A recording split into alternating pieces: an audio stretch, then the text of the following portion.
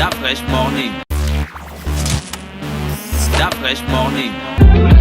Vous êtes sur les 104.5 Urban FM, la station urbaine. Vous écoutez le Da Fresh Morning, Gina, pour le petit clin de civique. C'est pas dans le verre là qu'on devait mettre un peu d'eau.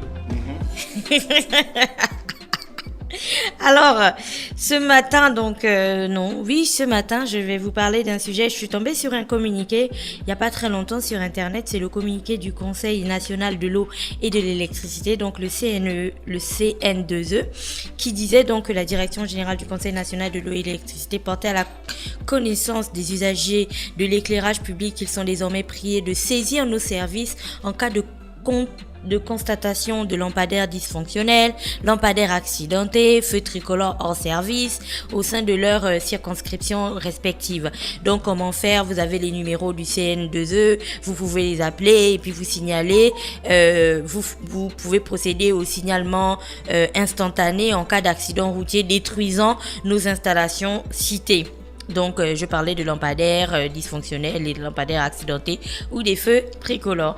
Et puis, ça m'a bien fait sourire parce que si d'un côté, je trouve que l'initiative est louable, on va revenir donc sur un thème que j'avais déjà abordé ici il y a pas longtemps. Tu te souviens, ça concernait la dégradation du mobilier urbain. Alors aujourd'hui, je me rappelle. Aujourd'hui, quand tu circules dans Libreville, il n'est pas anodin de voir, par exemple, quand on parlait des panneaux de signalisation, on disait qu'il y a des endroits où il n'y a plus de panneaux de signalisation du tout.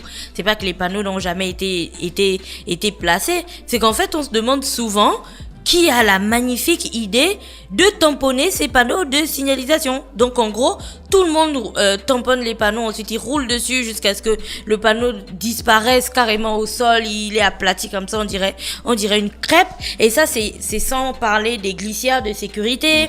Dans des endroits comme les le PK5 par exemple, tu vas voir le pont là, il y a presque plus de glissières de sécurité. Et ça, c'est encore sans parler de tous les poteaux électriques où aujourd'hui, il y a même la tendance désormais dans certains quartiers populaires, et ça aussi je l'avais abordé ici, les jeunes braqueurs, gangsters, goudronniers, ndos, le terme que vous voudrez, ont trouvé de nouvelles astuces. Donc ils prennent des frondes, tu sais, la fronde d'avant, on met des cailloux et l'objectif, c'est casser le maximum d'ampoules possible qu'il y a sur les lampadaires. Parce que si une zone est sombre, c'est beaucoup plus facile d'opérer en fait.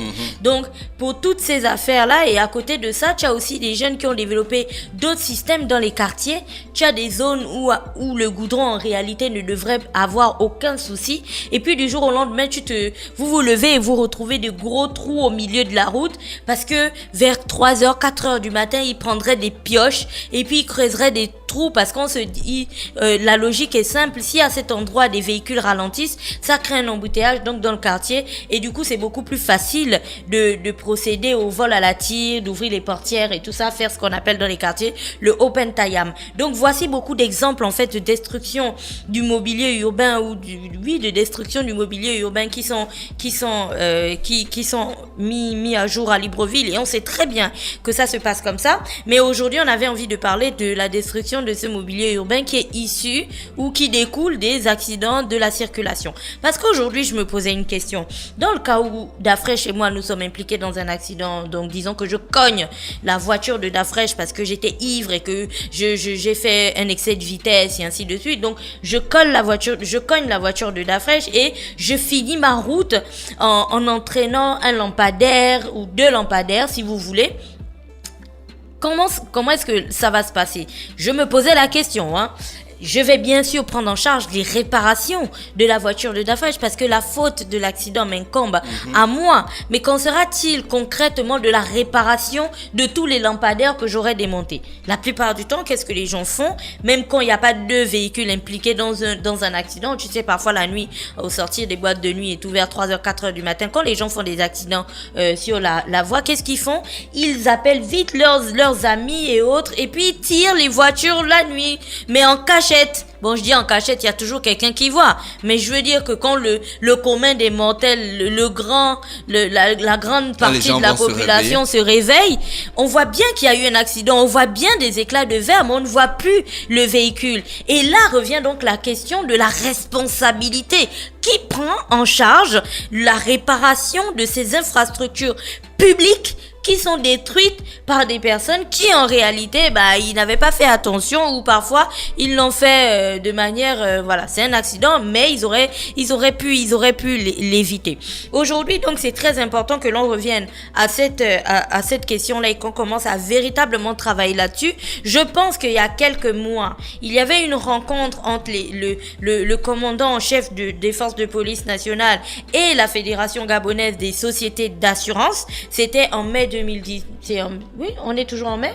Ah, c'était au début du mois de mai. Je pense qu'il y avait une rencontre concernant ce point-là pour l'aborder, mais c'est très important aujourd'hui que l'on accélère les démarches. C'est que lorsque les personnes payent leur assurance, tu vois, l'assurance que tu payes pour ta voiture, lorsqu'on paye l'assurance, on devrait pouvoir inclure à l'intérieur la responsabilité civile peut-être qui prendrait en charge la réparation du bien public que l'on aura détruit. Parce qu'aujourd'hui, si je regarde dans la plupart des quartiers, les lampadaires qui se sont barrés, tu peux les voir entre les charbonnages et Nzeng. Les lampadaires qui ne s'allument plus ou qui sont cassés et tout, ils découlent souvent des accidents de la circulation. Et puis on n'arrive pas à les réparer parce que peut-être que là le ministère de l'énergie, ou je sais pas, le ministère qui est en charge de l'éclairage public n'a pas encore pensé à une grosse campagne d'éclairage et machin. Donc on laisse ces lampadaires de cette manière-là.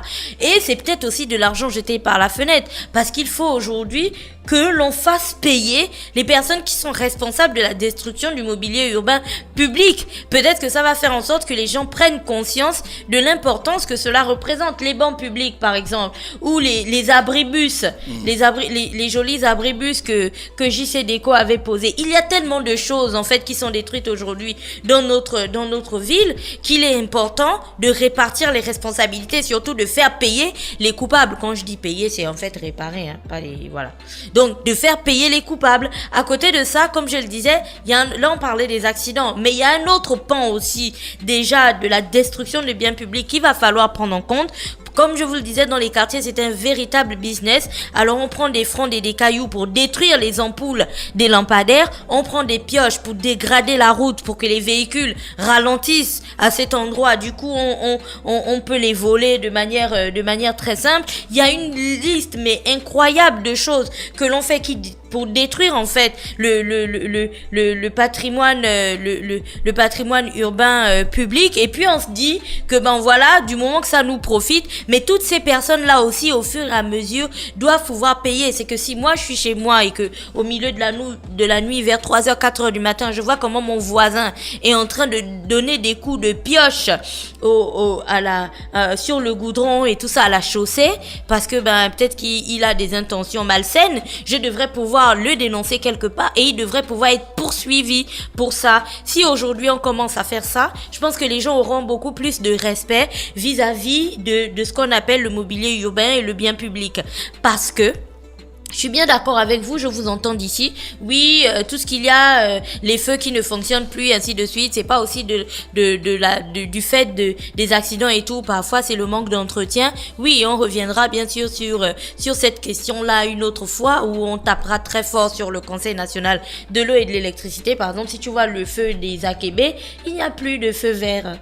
Tu as une lumière qui s'allume et tu sais pas si c'est vert, si c'est rouge, si c'est quoi. Enfin, instinctivement, tu sais que c'est vert parce que c'est en bas, quoi. Mais à part ça, tu sais plus.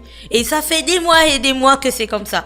Donc, on reviendra là-dessus une autre fois. Mais pour l'instant, sachez que si vous êtes témoin d'un accident de la circulation qui a conduit à la destruction, soit d'un lampadaire, d'un feu tricolore ou je sais pas, bref, d'un bien public, vous pouvez contacter directement le Conseil national de l'eau et de l'électricité. Et puis, vous envoyer les coordonnées, les informations de la voiture qui a été impliquée. Et vous allez me dire, oui, mais on n'alloue pas les gens. Mais croyez-moi, les pays développés ont été des pays développés parce que chaque citoyen a été conscient à un moment donné de sa responsabilité dans la préservation de la qualité de vie de l'ensemble. C'est que si tu es dans des pays comme les États-Unis ou la France, tu vas voir que dès que le voisin fait un petit truc, la première personne à trahir, c'est l'autre voisin qui a vu comment il a fait ça. C'est lui qui appelle la police, c'est lui qui regarde, tu vois, le coin de la fenêtre et tout, parce que on pense à l'intérêt commun, on pense à la préservation du bien commun, on se dit